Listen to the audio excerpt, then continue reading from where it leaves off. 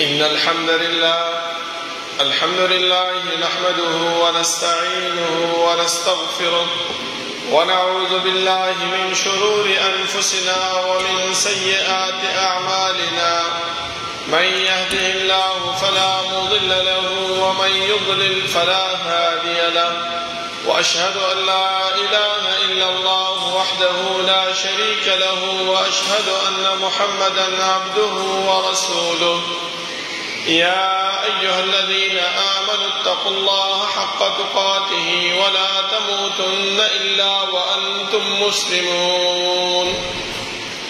يا أيها الناس اتقوا ربكم الذي خلقكم من نفس واحدة وخلق منها زوجها وبث منهما رجالا كثيرا ونساء، واتقوا الله الذي تساءلون به والأرحام، إن الله كان عليكم رقيبا. يا أيها الذين آمنوا اتقوا الله وقولوا قولا سديدا يصلح لكم أعمالكم ويغفر لكم ذنوبكم، ومن يطع الله ورسوله فقد فاز فوزا عظيما. أما بعد، فإن خير الحديث كتاب الله، وخير الهدي هدي محمد صلى الله عليه وسلم، وشر الأمور محدثاتها، وكل محدثة بدعة،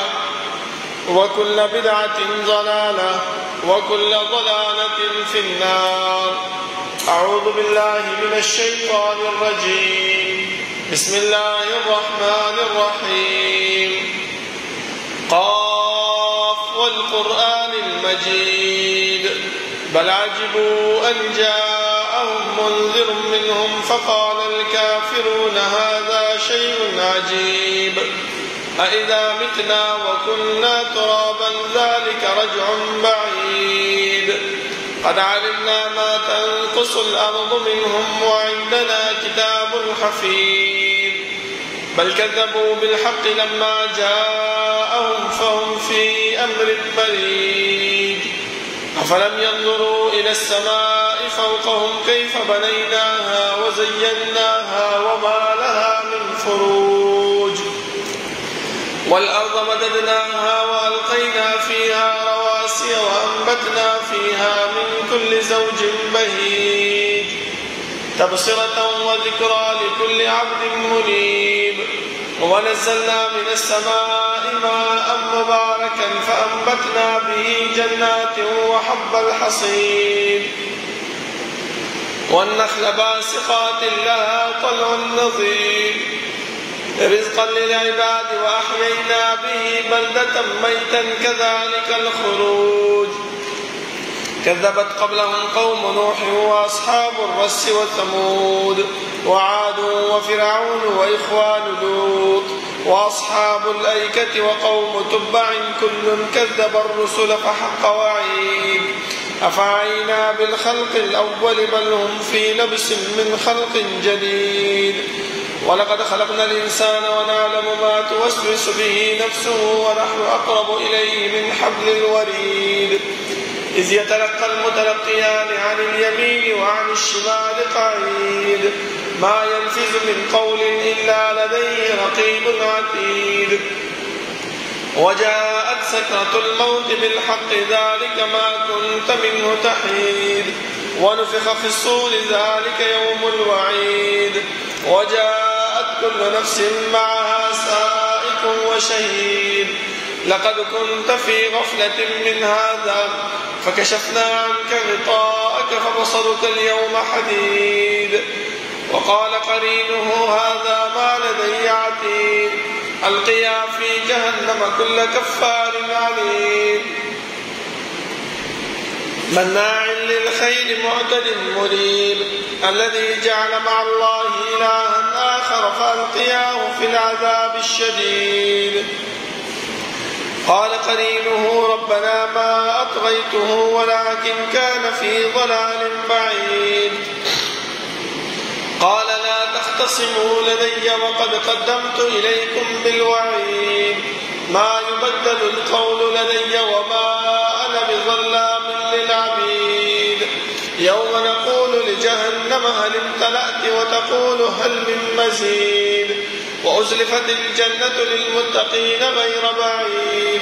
هذا ما توعدون لكل أواب حفيظ من خشي الرحمن بالغيب وجاء بقلب منيب ادخلوها بسلام ذلك يوم الخلود لهم ما يشاءون فيها ولدينا مزيد وكم أهلكنا قبلهم من قرن هم أشد منهم بطشا فنقبوا في البلاد هل من محيص إن في ذلك لذكرى لمن كان له قلب أو ألقى السمع وهو شهيد ولقد خلقنا السماوات والأرض وما بينهما في 6 أيام وما مسنا من لغوب فاصبر على ما يقولون وسبح بحمد ربك قبل طلوع الشمس وقبل الغروب ومن الليل فسبحه وأدبار السجود واستمع يوم ينادي المناد من مكان قريب يوم يسمعون الصيحة بالحق ذلك يوم الخروج إنا نحن نحيي ونميت وإلينا المصير يوم تشقق الأرض عنهم سراعا ذلك حشر علينا يسير نحن أعلم بما يقولون وما أنت عليهم بجبار فذكر بالقرآن من يخاف وعيد اللهم صل على محمد وعلى آل محمد كما صليت على إبراهيم وعلى آل إبراهيم إنك حميد مجيد اللهم بارك على محمد وعلى آل محمد كما باركت على إبراهيم وعلى آل إبراهيم إنك حميد مجيد بسم الله الرحمن الرحيم الله نزل أحسن الحديث كتابا متشابها مثاني تقشعر منه جلود الذين يخشون ربهم ثم تلين جلودهم وقلوبهم إلى ذكر الله ذلك هدى الله يهدي به من يشاء ومن يضلل الله فما له من هاد ده الله رب العالمين أحكم الحاكمين ده طول بادشاہ ده طول زبردست هذا رب العالمين چې تمام کائنات خالق و مالک ده هذا الله چې تمام کائنات متصرف او منتظم ده هذا رب العالمين چې د هغې په صفاتو کې یو صفت فعال لما يريد ده رب العالمين چې څه کوي څه وخت چې کوي څرنګه چې کوي چا سره چې کوي کولی شي د الله رب العالمین نه څوک تپوس نشي کولی وهم يسألون او دا مکلف مخلوقات چې هر څومره دي خو هغه انبیا دي او که امت دی خو هغه باچاهان دي او که رعیه ده خو هغه مالدار دي او که غریب دی د هر یو فرد نه به الله رب العالمین تپوس او پوښتنه کوي زما محترمو د الله رب العالمین دا تپوس او دا پوښتنه دا په دې خبره باندې دلالت نه کوي چې موږ په دې دنیا کې وخت تېرو موږ په دې دنیا کې زندگی تېرو او اعمال کوو نو الله رب العالمین ته د هغې اعمالو په باره کې معلومات او پته نشته نظما محترمو بلکې الله رب العالمین خپله فرمایي چې لله ملک السماوات والارض وان تبدوا ما في انفسكم او تخفوه يحاسبكم به الله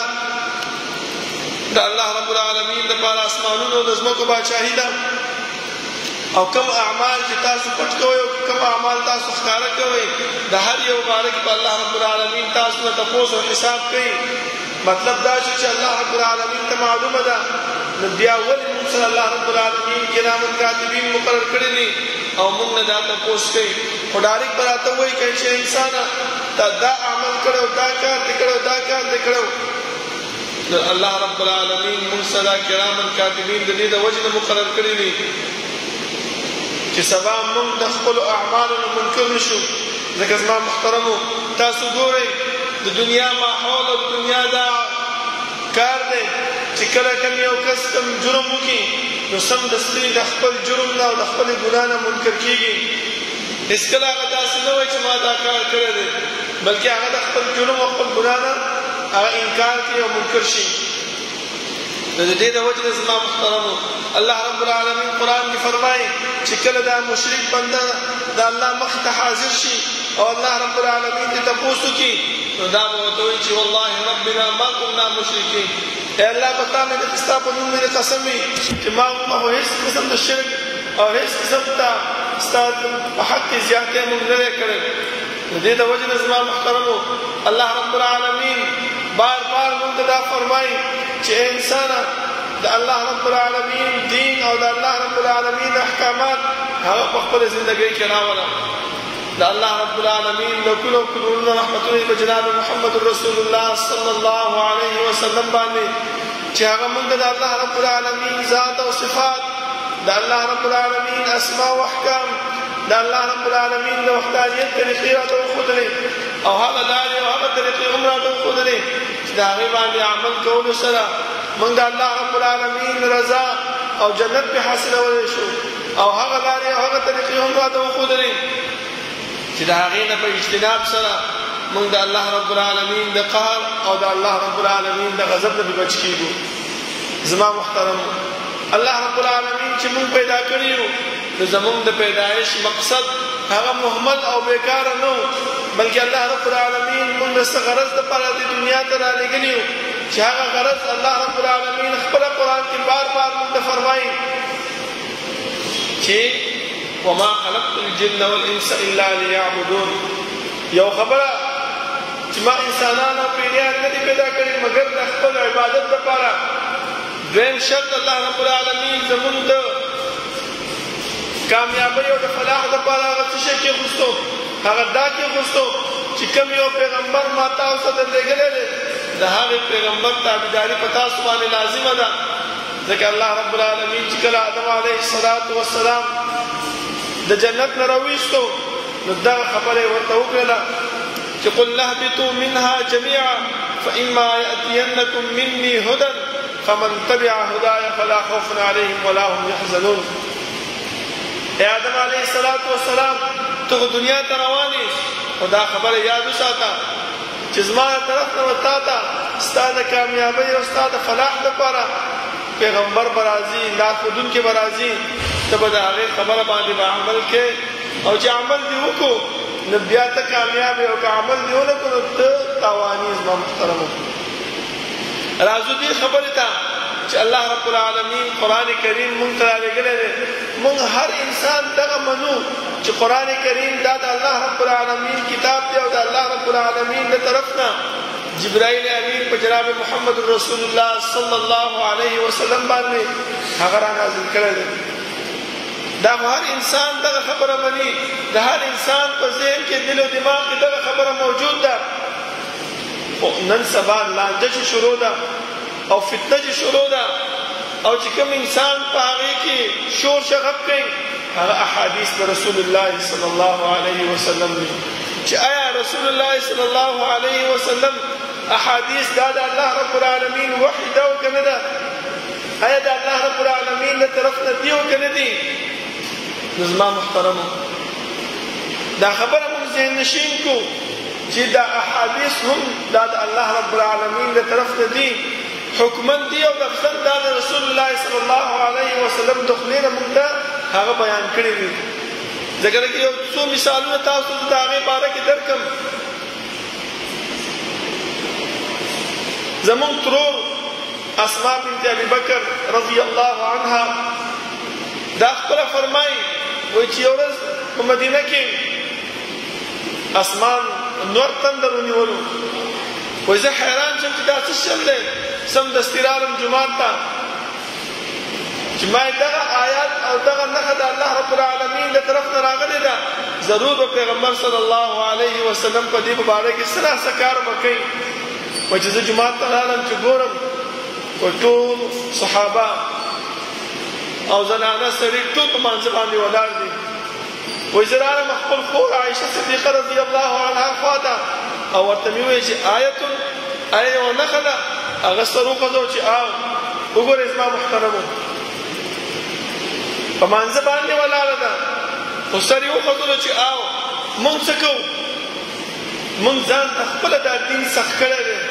بیا چې مونږ باندې څه تکلیف راشي څه سختي راشي که ملا راته کومه مسله بیانه کړي نو بیا په هغې باندې بلنډې کوو ټوکې کوو چې ما دته وګوره دا په څه باندې پوهېږي دغه دین نه داسې یو ګپ شپ جوړ کړی دی. نه زما محترمو وګورئ دلته عائشه صدیقه رضی الله عنها چې فقیه ده صحابه به چې کومه مسله ورته پیښه شوه کوم مشکل به ورته پیښ شو سمدستي به زموږ مور بي بي عائشه صدیقه رضی الله عنها له به راغل او د هغې نه به یې تپوس وکړو چې ای مور بي بي په دې باره کې د پیغمبر څه حکم دی وګورئ په مانځه کې کومه مسله وي یو سړی راشي او هغه سمدستي تپوس وکړي چې څویم رکعت دی ته ورته اشاره وکړي چې دویم دی یا اول دی یا جمع سجده شوې ده رکوع شوې ده که نه ده شوې یا نور څه مسله یې ورته سر وخوځې په دې باندې لمونځ نه خرابېږي زما محترمو دا لوی دلیل په دې باندې دا موجود دی نو اسماء بنت ابي بکر رضی الله عنها هغه فرمایي چې زه چې ومې وکتل نو عایشه صدیقه رضی الله عنها ما د سر وخوځولو نو زه مانځه باندې ودرېدم وایي رسول الله صلی الله علیه وسلم دومره اوږد لمونځ وکړو دومره اوږد رکوع یې وکړه دومره اوږده سجده یې وکړله مخکې کله ما داسې لمونځ د رسول الله صلی الله علیه وسلم نه و لیدلی بیا عایشه اسماء بنت ابي بکر رضی الله عنها فرمایي چې رسول الله صلی الله علیه وسلم کله د لمونځ نه فارغه شو نو وی فرمایي لقد اوحي الي انكم تفتنون في القبور كفتنه المسيح الدجال واوس ما ته وحي وشو ځکه تاسو مونږ ذهن کې دغه خبره موجود ده چې قرآن کریم د بر نه راغلی دی دا وحي ده د هغې نه علاوه بل څه وحي نشته دی دلته پیغمبر خپله وایي چې لقد اوحي الی یقینا اوس ما ته چې دی وحي وشوله قرآن کریم تاسو راواړوئ د الحمد نواله تر والناس هم وایي دغه خبره وګورئ چې انکم تفتنون فی القبور کفتنة المسیح الدجال دغه خبره په قرآن کریم کې نشته دی مطلب د دې خبرې دا دی چې دا احادیث د رسول الله صلی الله علیه وسلم هغه څه شی دی وحی ده نو بیا ولې مونږ یو طرف منو او بل طرف نه منو دا خو د یهودو صفات دي چې یهودو به ویله چې نؤمن بما ببعض ونکفر ببعض مونږ به نیم دین باندې ایمان راوړو په دین باندې ایمان نه راوړو چې کوم زمونږ د موافقت د زړه په موافقت باندې په هغې باندې ایمان راوړو خو چې کوم د موافقت باندې نه وي په هغې باندې ایمان نه راوړو نو ولې په قرآن باندې ځان پوهه کړو په احادیث د رسول الله صلی الله علیه وسلم باندې ځان نه پوهه کړو قرآن کریم خو الله رب العالمین موږ ته اجمالي ذکر کړی دی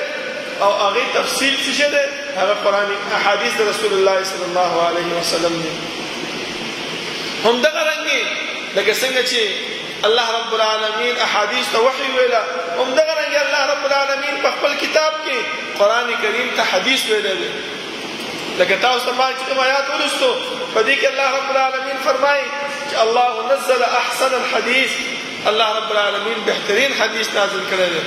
وګورئ څه مراد دی د حدیثونه بهترین حدیث کوم یو دی دغه قرآن کریم دی فبأي حدیث بعده یؤمنون په کوم یو حدیث باندې وروسته د دې قرآن نه تاسو ایمان راوړئ نو وګوره دلته حدیث څه شی شو همدغه شان زما محترمو بخاري کې تاسو وګورئ دغه روایت موجود دی چې یو سړی و هغه چا سره مزدور و نوکر و او وخت تېرېدو سره د خپل د مالک د کور والا سره زنا وکړله چې زنا یې وکړله خلک خبر شو هغه څه وویلې په هغې باندې حد جاري شو حد یې څه وویلې و چې 100 ګډان او یو کال جلاوطني ده نو هغه جلاوطني چې شوه پلار په خپل بچي دپاره سخت خفه کېږي زړه یې دردمند کېږي هغه لګیا و ګرځېدو چې یاره دا کال به اوس څنګه تېرېږي دا زما زوی به کور ته ولې نه راځي چا ورته وویل چې مدینې ته لاړ شه رسول الله صلی الله علیه وسلم موجود دی او تپوس وکړه چې لاړو ورته وویل چې دا الله رسوله زما زوی فلاني سره کار کولو د هغې کور والا سره زنا وکړله هلته یو مفتي صاحب و هغه دا فتوا راکړله چې دی به 100 ګډې به ته ورکړې او یو کال جلاوطني به کړې نو رسول الله صلی الله علیه وسلم ته وفرمایل چې نه دغه حد روایت داسې دی چې د رسول الله صلی الله علیه وسلم الفاظ تاسو واورئ لأقضين بينكما بكتاب الله خامخا زه به فیصله په تاسو باندې کوم په څه باندې د الله رب العالمین په کتاب باندې. اوس تاسو وګورئ په قرآن کریم کې چې دغه مسله په قرآن کریم کې نشته، لیکن الله پیغمبر څه فرمایي چې زه به خامخا تاسو باندې کې فیصله کوم په څه باندې د الله په کتاب باندې. مطلب په دې باندې دا شو چې احادیث د رسول الله صلی الله علیه وسلم هغه څه دي، هغه هم وحی دی د الله رب العالمین له طرف نه راغلي دي. خو چې کله انسان یو خبره مني او بل نه مني، دا هم مفضي کېږي دې خبرې ته چې دا بل هم انسان څه کوي نه مني. راځي دې خبرې ته چې ټیک ده الله رب العالمین قرآن کریم په چا نازل کړی دی؟ په جناب محمد رسول الله صلی الله علیه وسلم باندې. اوس موږ ته دا خبره چا بیان کړې ده چې دا قرآن د الله رب العالمین له طرف نه څه شی دی را نازل شوی دی؟ پیغمبر بیان کړی که نه بیان کړی؟ موږ ته چا ویلي دي چې د غرمې الله رب العالمین په موږ باندې 5 وخته لمونځ فرض کړی دی؟ موږ ته چا ویلي دي چې د غرمې لمونځ 4 رکعاته دی، سهار لمونځ 2 رکعاته دی، د جمعې لمونځ 2 رکعاته دی، د مازدیګر لمونځ 4 رکعاته دی، ماښام 3 رکعاته دی، ماخوستن 4 رکعاته. دا موږ ته چا ویلي دي؟ همدې پیغمبر ویلي دي. په څه کې ویلي دي؟ په دې احادیثو کې دې علماو، دې مجتهدینو، دې سلفو موږ ته دغه احادیثو غونچه را جمع کړې ده، موږ ته بیانه کړې ده. اوس که موږ د دې احادیثو نه انکار کوو او دا نه منو، نو دا خو داسې شوه که ته هر څومره ځان ته مسلمان ووایې، که هر څومره ځان ته چې دی نو د الله رب العالمین بنده ووایې چې الله زما خالق دی، زما مالک دی، په دې باندې کار نه کېږي. ولې الله فرمایي چې ان کنتم تحبون الله فاتبعوني یحببکم الله. الله به تاسو سره مینه وکړي په څه وجه باندې؟ د دې پیغمبر تابعداري چې وکړي، د دې خبرې ومنئ، د دې چې کوم احادیث دي هغه تاسو په خپل زندګۍ کې راولئ. که هغې نه موږ انکار کوو، دا څه شی ګرځېږي؟ دا انسان کافر ګرځېږي زما محترم. ځکه ما تاسو ته مخکې وویلې چې څنګه چې د قرآن کریم هغه د الله رب العالمین له طرف نه نازل شوی ده، وحی ده، همدغه شان د پیغمبر حدیث هم د الله رب العالمین له طرف نه نازل شوی ده، هغه څه شی ده؟ هغه وحی ده زما محترم. بیا الله رب العالمین همدغه فرمایي تقشعر منه جلود الذین یخشون ربهم. دا قرآن کریم چې څوک اوري، دغه احادیث چې څوک اوري، داسې انسان زړونه چې کوم دی نو هغه ځیږ شي. تاسو وګورئ په انسان باندې چې کله یره راشي که نه، نو د انسان دا بدن داسې ځیږ شي، دا ویښته په دې باندې ودرېږي. الله فرمایي جلود الذین یخشون ربهم، د دې دا سرمن چې کوم دی هغه د ځیږ شي. خو د کوم سړي یخشون ربهم چې د الله رب العالمین نه ویرېږي، او کوم انسانان چې د الله رب العالمین نه ویرېږي هغه د قرآن هم انکار کوي، هغه د احادیثو هم انکار کوي. زموږ استاد شیخ عبدالسلام رستمی رحمه الله هغه دا کتاب لیکلی و چې انکار حدیث سے انکار قرآن ته. چې کوم انسان د احادیثو انکار کوي هغه داسې ده لکه چې د قرآن کریم انکار کوي. ځکه زما محترمو موږ ته چا ویلي دي چې جمعې لمانځه له وختي راشئ، خطبه به کېږي، ملا به راځي، مسائل به بیانوي، تاسو به ورته غوږ ږدئ، الله رب العالمین به دومره اجر ورکوي، دومره ثواب به ورکوي، داسې کار به کېږي. دا ټول موږ ته چا بیان کړي؟ پیغمبر بیان کړي. پیغمبر خو زموږ نه 1400 کاله مخکې دنیا نه رحلت کړی دی. بس هغه حدیث څه شو؟ موږ ته خو چا نه دی بیان کړي، خو موږ ته دغه علما او دغه اسلاف هغه جمع کړي دي په خپلو کتابونو کې، په خپلو محنت او کوشش سره. او چې نن موږ راپاڅېږو او موږ دا وایو چې دغه کتاب هم صحیح نه دی، دغه کتاب هم صحیح نه دی، دا کتاب هم صحیح نه دی، دا عالم پسې دا خبرې شوي دي، دې عالم پسې دا کارونه شوي دي. زما محترم دا موږ د الله رب العالمین د وحی او د الله رب العالمین د دین نه څه کوو؟ انکار کوو. پکار دا دی چې موږ دې مرکز ته راځو او خپل ایمان تازه کوو او د الله رب العالمین او د الله د پیغمبر صلی الله علیه وسلم دین هغه اورو. د خلکو په خلو باندې، د خلکو په خبرو باندې اعتماد نه کوو. ځکه زما محترمو نن سبا دا د سوشل میډیا زمانه ده، هر انسان ځان مشهورولو لپاره میډیا ته راوځي، 2-3 خبرې وکړي، خلک وایي دا مفتي صاحب دی، خلک وایي دا عالم صاحب دی، منځ کې د هیڅ شي نه خبر نه وي خو بس ځان مشهورولو دپاره میډیا ته راوځي ځان مشهور کړي زما محترمو او موږ ساده خلک هغه څه کوو هغه په هغه خبرو باندې اعتماد کوو چې ولې هغه چې داسې خبره کړې ده هغه چې داسې ویلي دي ولې ته نه پوهېږې ته پوهېږې هغه نه پوهېږي دا زموږ د ګمراه کولو دپاره شیطان یو سبب جوړ کړی دی موږ په دې باندې څه کوي ګمراه کوي الله رب العالمین نه دعا ده چې الله رب العالمین د عمل کولو توفیق راکړي او الله رب العالمین زموږ د زړونو نه انکار د حدیث هغه وباسي ځکه څنګه چې قرآن کریم د الله رب العالمین د طرف نه وحی ده همدغه شان د پیغمبر صلی الله علیه وسلم احادیث هم هغه د رب العالمین د طرف نه وحی ده اقول قولي هذا واستغفر الله لي ولكم ولسائر المسلمين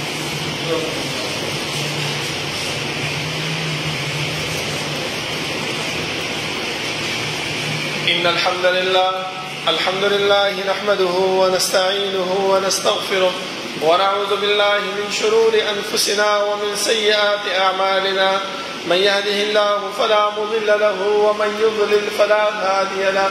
وأشهد أن لا إله إلا الله وحده لا شريك له وأشهد أن محمدا عبده ورسوله يا أيها الذين آمنوا اتقوا الله حق تقاته ولا تموتن إلا وأنتم مسلمون يا أيها الناس اتقوا ربكم الذي خلقكم من نفس واحدة وخلق منها زوجها وبث منهما رجالا كثيرا ونساء واتقوا الله الذي تساءلون به والأرحام إن الله كان عليكم رقيبا يا أيها الذين آمنوا اتقوا الله وقولوا قولا سديدا يصلح لكم أعمالكم ويغفر لكم ذنوبكم ومن يطع الله ورسوله فقد فاز فوزا عظيما أما بعد فإن خير الحديث كتاب الله وخير الهدي هدي محمد صلى الله عليه وسلم وشر الأمور محدثاتها وكل محدثة بدعة وكل بدعة ضلالة وكل ضلالة في النار أعوذ بالله من الشيطان الرجيم الله نزل أحسن الحديث كتابا متشابها مثانية تقشعر منه جلود الذين يخشون ربهم زما محترمو الله رب العالمين موږ باندې چې کوم دین را نازل کړی دی کوم شریعت په موږ باندې را نازل کړی دی جناب محمد رسول الله صلی الله علیه وسلم په واسطه باندې او هغه موږ ته من او عن را رسولی دی چې کله هغه د دنیا نه رحلت وکړو دا دین او دا شریعت همغه شان دی باقي دی نن سبا ما تاسو ته څنګه چې ویلې چې سوشل میډیا زمانه د هر انسان ځان مشهورۍ په دې باندې چې زه مشهور شم خلک ما ته دا وایي چې دا مولا دی خلک ما ته دا وایي چې یاره دا عالم دی دا پوه دی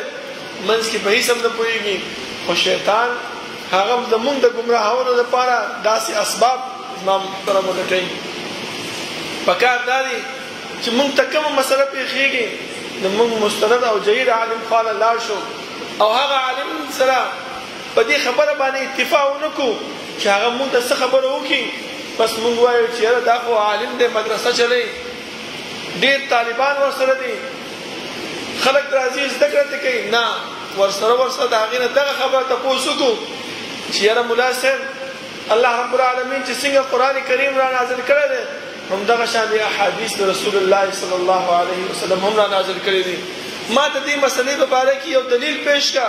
چې پیغمبر د دې مسلې په باره کې دغه خبره کړې وي نو اله به زمانم